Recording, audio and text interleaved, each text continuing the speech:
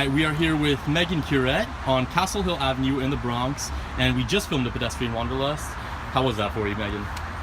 It's good. It's always great to work with Pedestrian Wanderlust, especially with Rami, and we're, I think now, longtime friends and collaborators, and it was really important for me to bring this to the Bronx. I'm not sure if it's been done yet, but as a native, as a dancer born and raised, it's really important, I think, for people to see where people really come from in the city and where the locals live outside of the popular boroughs. So bringing a little love, dance, and light to my home. Love it.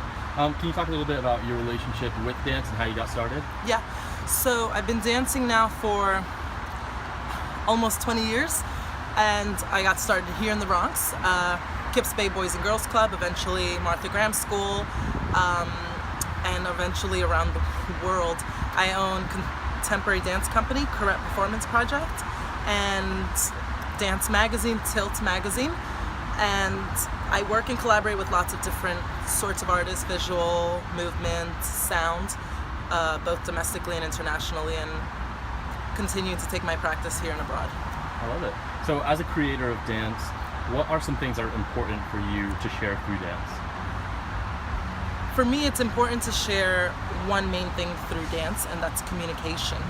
Not just through the body, but in social and political aspects. So oftentimes my work is less about me and less about what it is that I'm feeling and more about the audience and what it is that I would hope to evoke from the audience and hope to get them to feel after seeing my work. Something that they can leave with long after the show is over. Absolutely. And then when it comes to generating movement, do you have a process or an approach to that?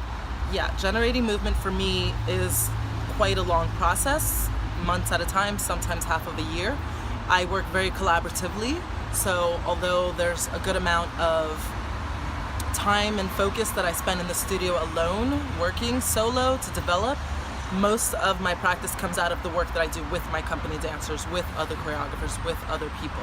So people's stories are a big part of my research practice.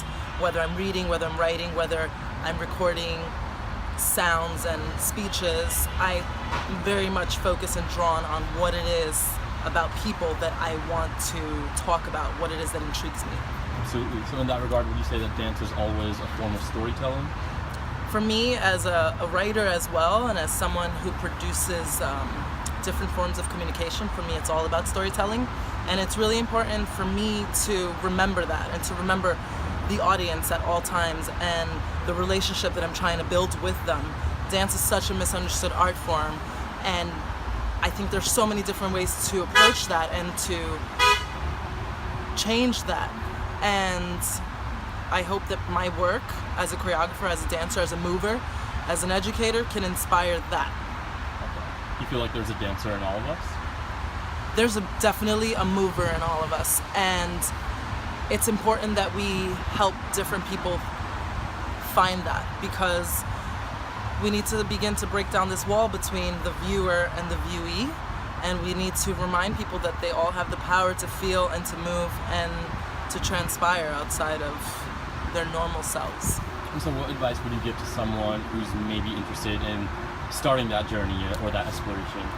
Come take my dance class at Brooklyn Studios for Dance, where I'm working with professional and non-professional dancers at all times in the same class, using Afro-Latin rhythms and grooves to help you feel. So my advice is put on your radio, put on your favorite song, and start to feel.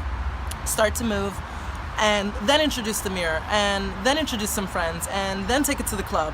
But start to find your own vocabulary and your own dialogue and what it is, what's your message that you want to convey, and that's your movement, and that's the way I would start.